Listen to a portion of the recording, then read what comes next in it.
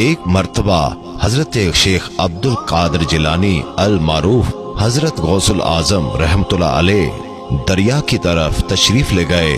وہاں ایک 90 سال کی بڑھیا کو دیکھا جو زارو قطار رو رہی تھی۔ ایک مرید نے آپ کی بارگاہ میں عرض کیا، مرشد، اس ضعیفہ کا اکلوتا خوب رو بیٹا تھا، بیچاری نے اس کی شادی رچائی، دولہا نکاح کر کے دلہن کو اسی دریا میں کشتی کے ذریعے اپنے گھر لا رہا تھا کہ کشتی الٹ گئی اور دلہا دلہن سمیت ساری بارات ڈوب گئی۔ اس واقعے کو آج 12 سال گزر چکے ہیں، مگر ماں کا جگر ہے، بیچاری کا غم جاتا نہیں ہے۔ یہ روزانہ یہاں دریا پر آتی ہے اور بارات کو نہ پا کر رو دھو کر چلی جاتی ہے۔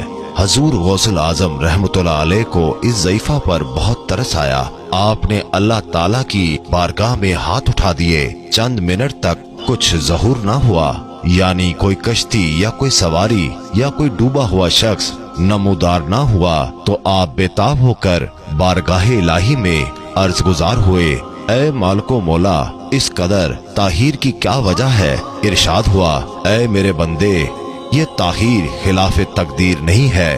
ہم چاہتے تو ایک حکم کن سے تمام زمین و آسمان پیدا کر سکتے تھے، مگر حکمت کے تحت 6 دن میں پیدا کیے۔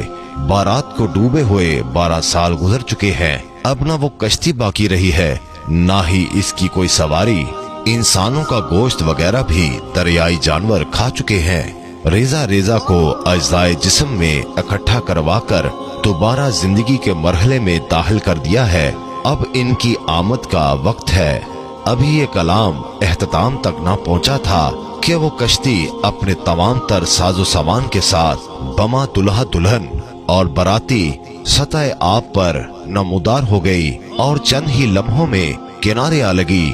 تمام باراتی شیخ عبد القادر جیلانی رحمۃ اللہ علیہ سے دعائیں لے کر خوشی خوشی اپنے گھر پہنچے۔ اس کرامت کو سن کر بے شمار کفار نے آ کر حضور غوث العظم رحمۃ اللہ علیہ کے دست مبارک پر اسلام قبول کیا۔ حضرت شیخ عبد القادر جیلانی رحمۃ اللہ علیہ کی یہ کرامت اس قدر تواتر کے ساتھ بیان کی گئی ہے کہ صدیاں گزر جانے کے باوجود برصغیر پاک و ہند کے گوشے گوشے میں اس کی گونج سنائی دیتی ہے۔ اللہ تعالیٰ کی بارگاہ میں دعا ہے کہ اللہ تعالیٰ غوث پاک کے درجات کو بلند فرمائے اور ہمیں اولیاء کرام کا ادب و احترام کرنے کی توفیق عطا فرمائے اور ان کے نقش قدم پر چلنے